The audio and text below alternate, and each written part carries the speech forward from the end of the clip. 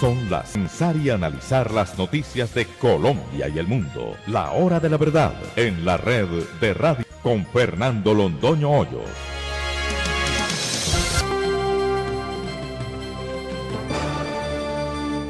Muy buenos días. Son las 6 de la mañana. Estos son temas y asuntos que trataremos en la grata compañía de ustedes. Un día 3 de mayo del año 2004 salió al aire La Hora de la Verdad por vez primera. En todo este tiempo estamos convencidos de que nos hemos mantenido firmes a los principios que nos inspiraron, firmes en la lucha por los valores, en la entraña de este gran esfuerzo periodístico. No hemos dado un paso atrás. Los principios liberales en la economía, los principios fundamentales de la libertad y del orden que pregonan, en esa lucha nos hemos mantenido y Dios mediante nos mantendremos mientras sea posible continuar el nivel crítico de los colombianos por contar la verdad, pase lo que pase por contarla, y por estar al lado de los que nació un día como hoy, 3 de mayo del año 2004. En los Estados Unidos, los demócratas se vienen lanza en ritmo porque, sin embargo, continúan los índices de prosperidad nunca vistos por los Estados Unidos. Alguien se diría, ¿y qué eterna lo que podría conseguirse? En Colombia, las objeciones a la JEP, definitivamente estaremos con el senador Carlos Felipe Mejía, que lo explicará si es que esto es explicable. Las objeciones con mayoría de votos no tengan mayoría. Por lo menos eso fue lo que aprendimos y eso fue lo que enseñé. El Plan Nacional de Desarrollo, el mico del procurador. Pasó el mico del procurador antes. ¿Qué pasó con los temas pensionales? 10 artículos sobre pensiones. ¿Qué pasó con tantas cosas? No aprobaron el Plan Nacional de Desarrollo porque todos en el Congreso están interesados en el plan, lo que significa que todos tienen su articulito. ¿Cuántos tienen en el Plan Nacional de Desarrollo? Las obras de Gramalote, como todo lo de Santos. El puente población de Lourdes tiene fallas, hay que repotenciarlo. El hospital está paralizado, se inició hace 9 años, no se concluye, sino que llueve y es como si lloviera sin techumbre ninguna.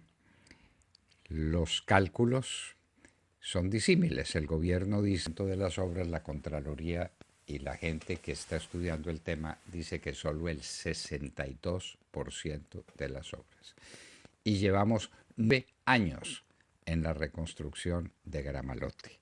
Las obras de Santos, queridos amigos. En Venezuela ordenan detención de Leopoldo López. Maduro amenaza. ¿Y el país? ¿Qué pasa con el país mientras tanto? Maduro se reúne con unos militares, pero como elemental medida de precaución los reúne sin armas. ¿Quién tiene las armas de los militares? Alguien dice por ahí que las tienen escondidas los cubanos para que los militares no caigan en tentaciones. Dios mío. En Colombia, Iván Márquez dice que no viene a la JEP por razones de seguridad. Esto sí es el colmo, esto es sencillamente cómico. El sujeto que fue la causa y sigue siendo la causa de la inseguridad en el país desde hace cuántos años, ahora no concurre ante su juez, el juez de su propiedad, porque la JEP es de propiedad de los bandidos de las FARC, por razones de seguridad. ¿Quién lo creyera? Esto es Colombia, Pablo. Aumentó En el primer trimestre el número de venezolanos que llega a Colombia. El cálculo es que llegaron 85.000, es decir, que están llegando 3.000 cada día, mal contados. Según el registro, el subregistro no se cuenta, hay 1.260.594 venezolanos, lo que desde luego ya cambió con el día de ayer, porque entraron por lo menos 3.000 más. 1.260.000. ¿Alguien ha tomado en serio el impacto económico que tienen los venezolanos que vinieron a Colombia? Impacto negativo y positivo. Ambas cosas, desde luego. Eso es más consumo, es más trabajo en muchas zonas, pero al mismo tiempo más costos para el Estado. El magistrado Alberto Rojas, ponente de la decisión que tomará la Corte Constitucional sobre glifosato, dice estar amenazado de muerte. Con esa amenaza ya tiene la disculpa perfecta para no presentar el proyecto que tiene entre sus manos. No hay fumigación con glifosato. La Corte Constitucional es la gran culpable de la invasión de coca que tenemos, de la que no se habla. Es un tema que no se volvió a tratar para nada. Desapareció del radar de los problemas nacionales. Ahora estamos hablando de la JEP, del Plan Nacional de Desarrollo, y mientras tanto, los cultivadores de coca, los productores de cocaína, los vendedores de cocaína, están haciendo de las suyas con un país que se desmorona por cuenta de ese maldito narcotráfico. Fue aprobado el arancel para textiles y confecciones. Esta noticia sí la tenemos específicamente. Entonces habrá arancel para confecciones y para textiles, lo que se le había olvidado al presidente Duque. Alguien se lo recordó a la hora de hacer el Plan Nacional de Desarrollo, es decir, unos 9 meses después de su posesión. Rusia y Siria atacan área dominada por rebeldes. Se habían comprometido con Turquía a que no tocarían esa área. La están bombardeando en regla. El expresidente de Sudán, Omar al-Bashir, tiene que comparecer ante los jueces por desfalcos, por actos de corrupción. Y la Corte Penal Internacional lo espera por los crímenes atroces cometidos en Sudán mientras él era el presidente. ¿Qué va a pasar con Omar al-Bashir? Fani, un terrible ciclón, llega a las costas de la India. Parece que tocará tierra en el día de hoy. Los ciclones, los huracanes son caprichosos, ustedes lo saben, pero todo indica que llegará a las costas. Han sido evacuadas 1.200.000 personas y se teme lo peor. Julian Assange comparece ante corte inglesa y dice que se opondrá a extradición a los Estados Unidos. Odebrecht cambia de imagen y de nombre y de todo. Quiere cambiar su oscuro pasado. Odebrecht será OEC, que de esa manera estará adelantando su travesía de transformación. Se va a transformar en una empresa no delictiva. Corea del Norte amenaza a Estados Unidos si no cambia posición ante desarme nuclear. Ese es el resultado de la reunión con Trump que no pudo celebrarse y de la reunión con Putin que sí pudo celebrarse. Parece que Corea del Norte vira otra vez definitivamente hacia la protección de Rusia. Rusia le dará comida a los coreanos del norte. No hay duda de que le podrá dar elementos técnicos y apoyo para su programa nuclear y para que la gente coma. En Corea del Norte la gente se muere literalmente de hambre. Carlos Vecchio, embajador de Guaidó, toma posesión de embajada en Washington. Aparecieron unas mujeres feministas y ahí sí no entendemos nada. qué diablos estaban haciendo la embajada de Venezuela en Washington, ni el diablo que lo sepa. Pero finalmente Carlos Vecchio tomó posesión de la embajada. Fue nombrado embajador de Estados Unidos en Arabia Saudita después de 2 años de vacancia de ese puesto, que llegó Trump.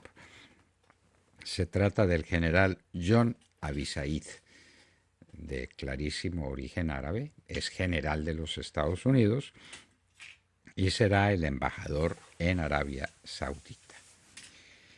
Las disidencias, que es el nuevo nombre de las FARC ya no se llaman FARC, sino que se llaman disidencias, pero son exactamente los mismos, son las mismas FARC.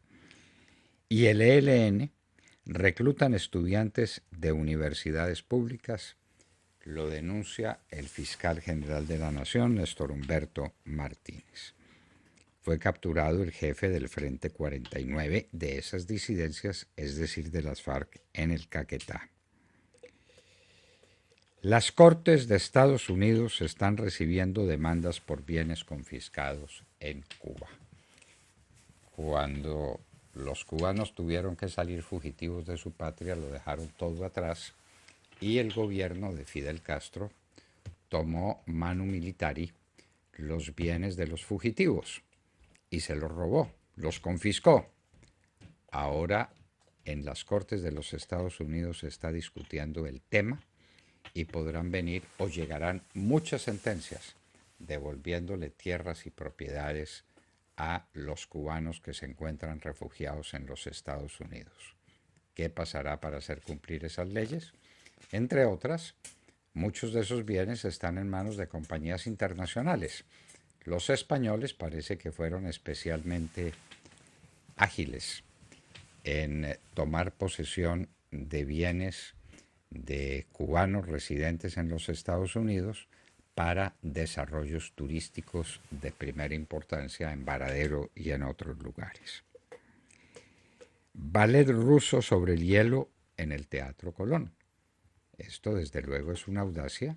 El escenario del Teatro Colón es relativamente estrecho para un acto de esta naturaleza, pero la tecnología moderna es capaz de grandes milagros. Las FARC dejan 7 heridos, 5 civiles y 2 militares que tuvieron que ser trasladados a Villavicencio en un ataque con explosivos en la Uribe Meta. Seguimos disfrutando las mieles del posconflicto. El conflicto quedó atrás. Los muertos, los heridos, las atrocidades que se siguen cometiendo, esas no son parte del conflicto, sino del posconflicto. ¡Qué imaginación la nuestra! Santos, Juan Manuel, se disculpa con la comunidad judía. Este Juan Manuel Santos es muy particular y resolvió cotejar decisiones que se toman en el único lugar de Oriente donde hay una democracia, el lugar de Oriente donde se respetan los derechos humanos, el lugar de Oriente y la cultura de Oriente que le dio al mundo el supremo regalo de los derechos humanos con el Antiguo y el Nuevo Testamento. Santos la compara con el régimen nazi. ¡Qué cosa, por Dios! Ahora tiene que dar marcha atrás, ofrecer disculpas. Es simplemente una barbaridad, pero es que él en esas cosas de Antiguo Testamento y de Nuevo Testamento y de los principios tutelares que gobiernan el único país demócrata de todo Oriente, en eso no es persona muy ducha. Y entonces dice barbaridades de ese estilo. Y en Hoy en la Historia recordaremos a uno de los grandes pensadores, el más grande dramaturgo de todos los tiempos. No lo vamos a comparar con la trilogía de Sófocles, de Esquilo y Eurípides, porque no viene al caso. William Shakespeare, nacido exactamente en la época del siglo de oro español, de manera que es contemporáneo de Lope de Vega, de Calderón de la Barca. Aparece William Shakespeare, sin duda, el más grande dramaturgo de todos los tiempos.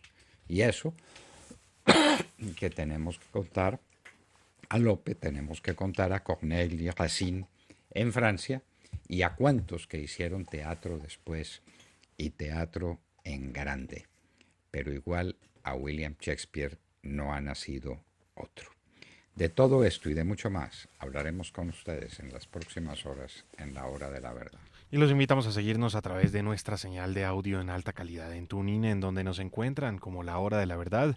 Igualmente los invitamos a sintonizarnos en los diales 710 AM en Medellín, 1200 AM en Cali y 970 AM en Bogotá. Y recuerden que estamos presentes en nuestra cuenta de Twitter, @Hora de la Verdad. A través de esta cuenta pueden seguir el minuto a minuto de nuestras emisiones. Los invitamos también a seguir nuestra transmisión a través de Facebook Live con nuestra señal en vivo y todo el contenido de nuestras emisiones que está disponible en nuestro canal en YouTube. Tenemos nueva cuenta en Instagram, ahí estamos presentes compartiendo historias, videos, imágenes y todos los acontecimientos del país. Síganos en @La Hora de la Verdad oficial. Y recuerden que también pueden escucharnos en vivo y diferido a través de nuestra página web y dejarnos todos sus comentarios a través de nuestro chat en esta dirección, www.lahoradelaverdad.com.co. Son las 6 de la mañana, 17 minutos. Comenzamos ya. Bienvenidos. En la red de Radio Red RCN, La Hora de la Verdad, con Fernando Londoño Hoyos y su equipo periodístico.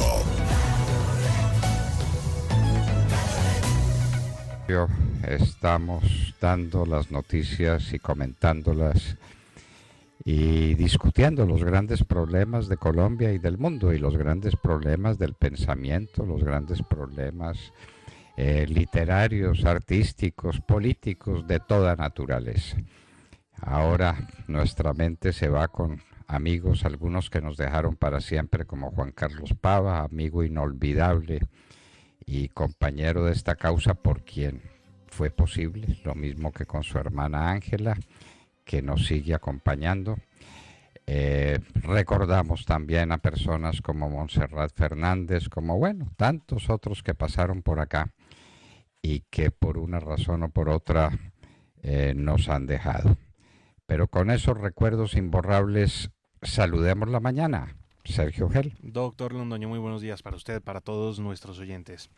Pues el Senado de la República, a pupitrazo limpio y para evitar que el gobierno sacara el Plan Nacional de Desarrollo mediante decreto, aprobó el Plan Nacional de Desarrollo tal y como salió de la Cámara de Representantes, lo cual es, a grandes rasgos, una caja de Pandora que tendremos que revisar con detenimiento en los próximos días, porque ya lo habíamos advertido, le hemos estado siguiendo la pista a este debate del Plan Nacional de Desarrollo, pero lo habíamos advertido, el Plan Nacional aprobado en esta legislatura parecía más un zoológico lleno de micos que la hoja de ruta que debe seguir el gobierno nacional durante los próximos 3 años, esto para implementar sus promesas de campaña.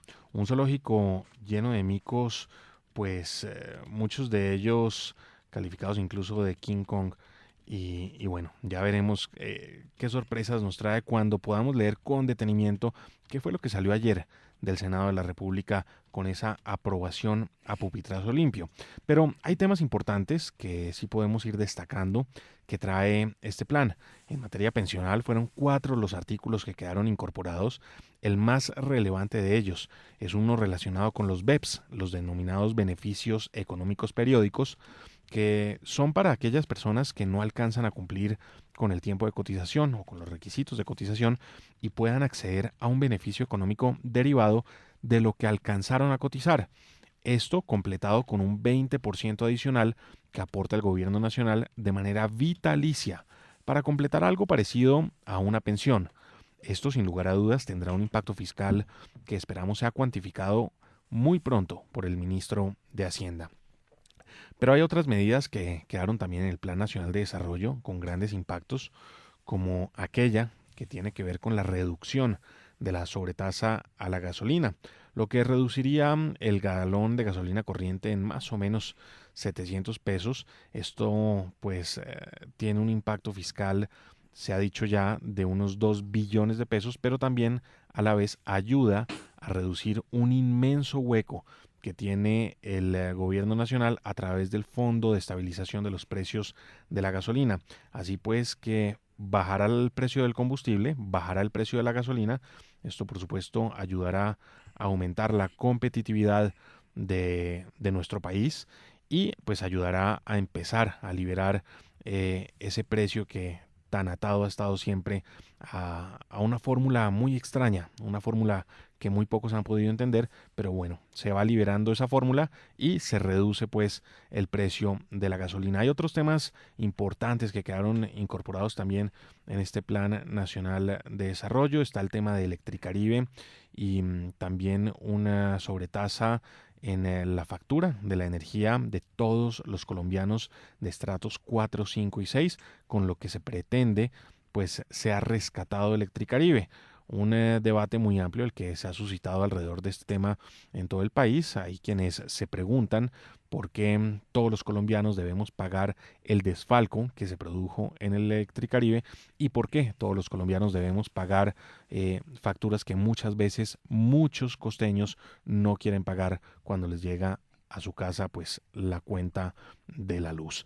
Otro tema importante que queda es el del fracking. Se podrá continuar con la implementación de los planes pilotos del fracking, a pesar de que desde el partido Alianza Verde intentaron a través de una proposición frenar, tumbar este proyecto del fracking. Bueno, queda incorporada ya el fracking en Colombia, lo cual pues resulta de total importancia y de total trascendencia para nuestro país porque le abre la puerta a una técnica de exploración y explotación de hidrocarburos que no se ha implementado y que nos podría llevar muy por encima del 1.000.000 de barriles diarios en materia de producción de petróleo en el país. Pues muchos artículos que tendremos que estudiar, doctor Londoño, con calma. Lo cierto es que a pupitrazo limpio el Senado de la República aprobó el Plan Nacional de Desarrollo tal y como salió de la Cámara de Representantes. Vamos a ver cuántos micos se colaron en ese plan.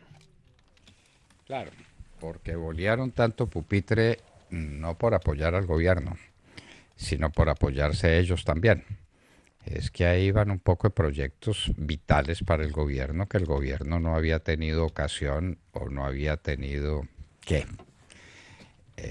experiencia o capacidad para presentar ante el Congreso, lo metieron en el plan de desarrollo y por ahí pasaron muchas cosas que al gobierno interesan, pero muchas también que le interesan a los parlamentarios en particular, grupos de parlamentarios, y entonces ahí estamos.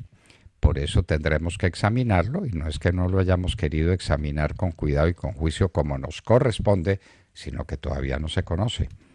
Finalmente, ¿qué fue lo que salió? Lo que aprobó la Cámara de Representantes. ¿Y qué aprobó la Cámara de Representantes? Lo veremos y se los contaremos a ustedes con todo detalle. Atenernos, doctor Londoño, a lo que aparezca publicado en el diario oficial. De resto, pues, puede ser mucha especulación. Desde luego, claro que sí. Claro que sí. De manera que el Plan Nacional de Desarrollo quedó aprobado a pupitrazo limpio. Vanessa Araujo, Vanessa, doctor. Nuestro saludo y nuestra despedida. Sí, señor. Se nos va, pero esperamos que siga vinculada con nosotros. Claro que sí, señor. Muchas gracias a usted, a todos los compañeros y por supuesto a los oyentes por este par de años tan importantes para mí, para mi crecimiento, y de nuevo muchas gracias por supuesto a usted principalmente, doctor. Bueno, Vanessa, adelante con la noticia del día para usted. Pues Nicolás Maduro, el tirano de Venezuela, intenta mostrarse fuerte, pero lo único que hace es dejar claro que está más debilitado que nunca y que no puede confiar en su gente más cercana. En un video transmitido en la mañana de ayer desde Fuerte Tiuna, Maduro habló de lo ocurrido el 30 de abril y el 1 de mayo. Aseguró que se trata de un grupo de gente que quiere poner un presidente con ametralladoras y fusiles y desconocer la Constitución. Dos hechos importantes para destacar del pronunciamiento de Maduro en Fuerte Tiuna. Maduro reunió a militares y llenó el patio de la Academia Militar, pero todos los militares estaban sin armas, lo cual pone en evidencia el miedo que tiene el tirano y la desconfianza en todos los que lo rodean. El otro asunto para resaltar, en medio de su discurso dice el tirano: le vamos a cortar la cabeza a quien haya que cortársela, para que aprendan a respetar a nuestro pueblo. Mientras Maduro hace estas afirmaciones, en redes sociales esta semana se ha hecho viral un video en el que dos matones chavistas decapitan a dos opositores. Los matones, probablemente de los colectivos o pranas, los pranas son los presos que Maduro ha armado y que tienen una alianza con el chavismo, Estos dos matones que salen en el video muestran dos cabezas como trofeos mientras señalan que los dos muertos apoyaban a Guaidó. El video en cuestión no tiene nada que envidiarle a los videos de las decapitaciones hechas por ISIS que han escandalizado al mundo entero. La única diferencia es que en estos videos los matones no son de ISIS, son chavistas y no ocurre en Oriente Medio, ocurre en Occidente, en América, en Venezuela. Para finalizar nuestras noticias sobre Venezuela, no podemos dejar de lado el injusto ataque de algunos medios de comunicación y políticos al embajador de Colombia ante la OEA, Alejandro Ordóñez. Todo empezó porque José Miguel Vivanco publicó en sus redes sociales un video de un pequeño fragmento de una intervención de Ordóñez ante la OEA. Vivanco lo calificó de increíble. Escuchemos qué fue lo que dijo Ordóñez y qué fue lo que publicó el señor Vivanco. La dictadura de Nicolás Maduro, como bien lo explicaron los profesores que acaban de intervenir, hace parte de una agenda global para irradiar en la región el socialismo del siglo XXI. Para ello, la migración y las alianzas transcontinentales son parte de la estrategia para concretar ese propósito. Como explica nuestro representante en la OEA, antes diferentes expositores habían hablado de cómo el problema de Venezuela ya afecta a otros países. El mismo Gustavo Tarré, embajador del presidente Juan Guaidó en la OEA, había antes expresado la preocupación de que su país se convierta en un factor de desestabilización y amenaza para la paz de toda la región. Todos sabemos que, por ejemplo, solo para dar un ejemplo, la tiranía de Maduro expide pasaportes venezolanos a gente de Hezbollah que luego anda por toda la región como si fueran venezolanos. Pero algunos periodistas intentan poner en ridículo al ex procurador, insinuando que lo que él dijo es que todos los migrantes venezolanos son mandados por Maduro para instaurar el socialismo en otros países. Es bien curioso que hoy se dediquen a hablar de esto y a criticar a Ordóñez por un fragmento de un video sacado de contexto, pero que no hablen del gran logro de nuestro embajador ante la OEA. Porque lo importante de esa sesión es que Ordóñez puso sobre la mesa en la Organización de Estados Americanos la necesidad de una intervención. Dijo, el principio de no intervención fue designado para proteger a democracias y no dictaduras. De hecho, esa fue la noticia en diferentes medios de comunicación de otros países. Ordóñez es una ficha clave para la liberación de Venezuela y trabaja por ello en la OEA y sin tapujos pone sobre la mesa el tema fundamental, una intervención. Pero ahora los medios lo quieren mostrar como un enemigo de los venezolanos. Claro, era lo que faltaba. Era lo que faltaba. El hombre que ha librado todas las batallas y que inclusive fue criticado, Vanessa, por estar proponiendo que hubiera un apoyo militar a los esfuerzos que están haciendo los venezolanos. Venezuela no puede sola, como ha dicho tantas veces María Corina Machado. Entonces, Alejandro Ordóñez está de acuerdo con eso. Libre esa batalla y ahora le sacan de contexto una frase. Claro, en la migración va envuelta de todo. La migración es fundamentalmente de centenares de miles y millones de venezolanos que están buscando comida en alguna parte, desesperados. Comida y libertad, ojo, y libertad. Pero al mismo tiempo la aprovechan estos bandidos venezolanos para mandar gente de mala condición que venga a crear problemas en otros países. Claro que sí, claro que también. Todo cabe dentro de esa migración caótica, desordenada que viene de Venezuela. Estamos recibiendo a los venezolanos con los brazos abiertos como nos corresponde, inclusive por razones históricas, como lo recordaba el canciller de la República, Carlos Holmes Trujillo, tiene toda la razón, pero pues, si la lucha por la independencia fue de todos y los militares venezolanos estuvieron siempre a la cabeza de nuestros ejércitos. Desde entonces y desde antes, por razones étnicas, por razones geográficas, por todas las razones, Venezuela y Colombia conforman una sola estructura unitaria, como lo quería el libertador Simón Bolívar. Y como lo dañaron algunos, el general Santander aquí, Páez allá en Venezuela y Juan José Flores en el Ecuador, dañaron el gran sueño del libertador de una sola Colombia unida, porque Colombia y Venezuela y Ecuador son, espiritualmente hablando, una misma cosa. De manera pues que críticas infundadas Doctor, qué ironía Si uno hoy revisa Sí. los periódicos, incluso anoche que hacía una revisión de los periódicos que hablan sobre Venezuela, de diferentes países, la noticia es que el embajador de Colombia ante la OEA pone sobre la mesa la intervención. Entonces, claro, muchos venezolanos aplaudiendo y viendo a Ordóñez como lo que es, un amigo y una ficha clave. Mientras tanto, en Colombia la tendencia es que Ordóñez, según algunos periodistas, es un loco, porque según algunos periodistas y según Vivanco, Ordóñez cree que todos los migrantes venezolanos son mandados por Maduro. Que obviamente no lo dijo No, nunca, es que eso no ni fue lo lo que pensó dijo. nunca, ¿no? Y eso no fue lo que dijo. Pero pues se trata de golpearlo como lo han tratado de golpear tan injustamente tantas veces. Nosotros levantamos nuestra voz de protesta y expresamos nuestra solidaridad por el pensamiento de Alejandro Ordóñez. Venezuela tiene que ser ayudada a tumbar este tirano. Los migrantes venezolanos son bienvenidos a Colombia, pero ojo, que con los migrantes venezolanos están llegando, como se ha comprobado también, gente de mala conducta que serviría al propósito de crear caos en los países vecinos, porque lo mismo que pasa en Colombia pasa en el Ecuador y pasa en Perú y pasa en todas partes. La inmensa mayoría de los venezolanos llegan aquí buscando libertad y buscando comida. Objetivos más plausibles nadie puede encontrar. Alejandro Ordóñez Maldonado, embajador de Colombia en la OEA, tiene toda la razón en cuanto dice. De Mar Córdoba.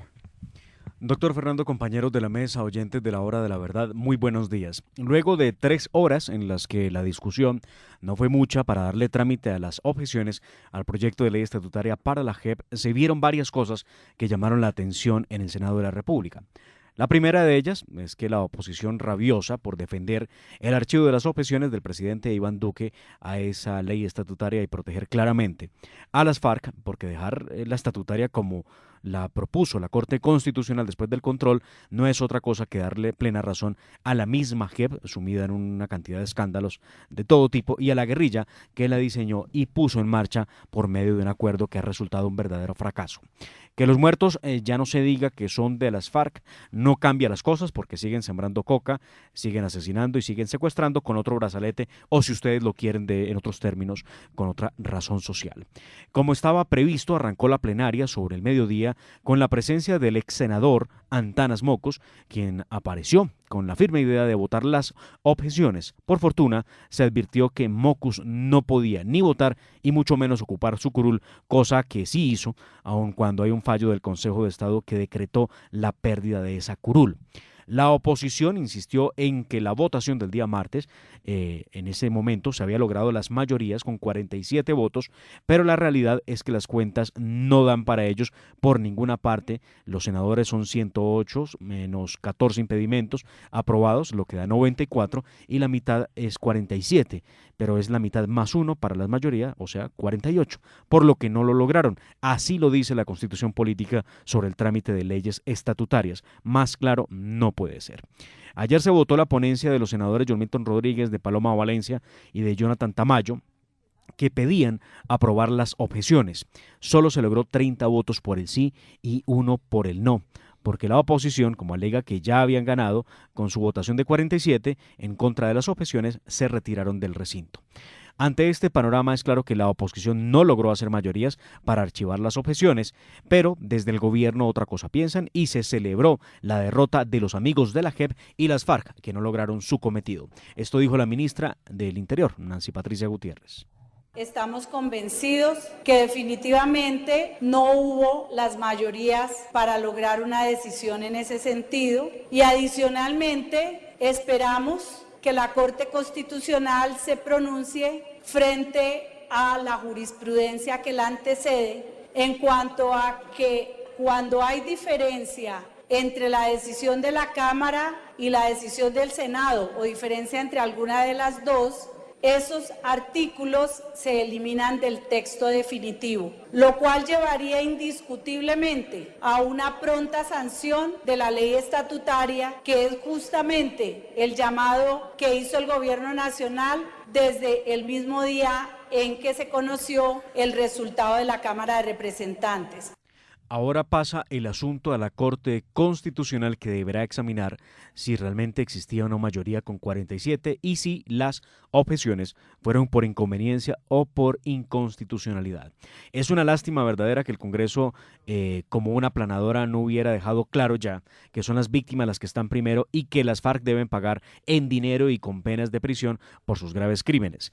Temas como la extradición quedaron en manos de la Corte Constitucional, que vio muy ajustada la JEP, así como se había planteado en un principio, y lo expresó en su sentencia, donde las 6 objeciones no aparecen. Vamos a ver qué dice la Corte, si las objeciones fueron de inconstitucionalidad, como seguramente lo harán para acabar de darle la razón a las FARC, pues sencillamente dirán que hay cosa juzgada y no tienen por qué pronunciarse al respecto.